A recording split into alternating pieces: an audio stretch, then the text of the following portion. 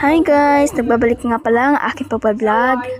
Inutusan pala ako ni mama maghugas ng plato. Kasi pagod siya galing gubat, kumuha ng kahoy. Tsaka si papa pagod rin. Kasi kakauwi niya lang, tricycle driver pala si papa. So ayun, nagsimula na nga ako maghugas ng plato. Huwag nyo nga pansinin yung lababo namin kung hindi maganda. Kasi low budget pa pang ayos. So ayun nga, sinasabunan ko lahat ng plato dyan.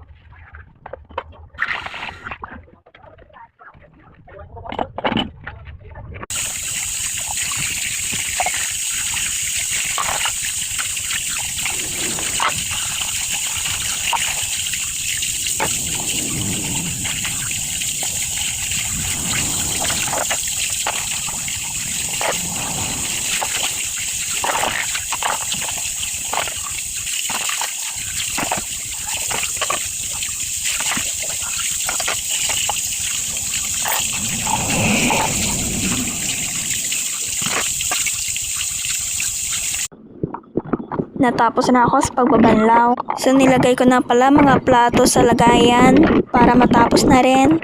Huwag nyo lang pansinin guys yung voice over ko na iiba-iba. Meron guys ang tawag. So natapos na nga ako. Tingnan nyo naman ang view sa amin. Ganyan talaga ang view kapag mainit. Kapag umulan, ang pangit. Di, joke lang.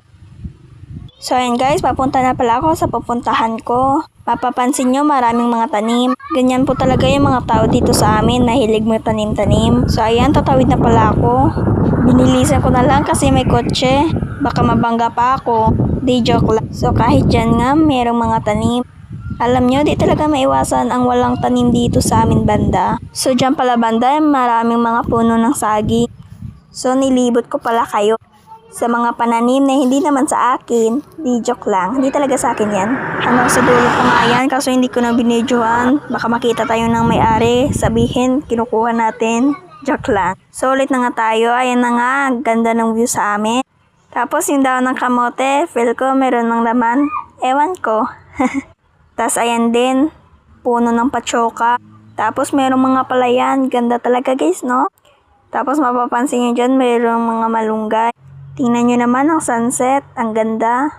So malapit lang pala ako sa kalsada. Malapit talaga kasi bahay namin dito sa kalsada. Hanggang dito na lang po, subscribe and share po. Bye.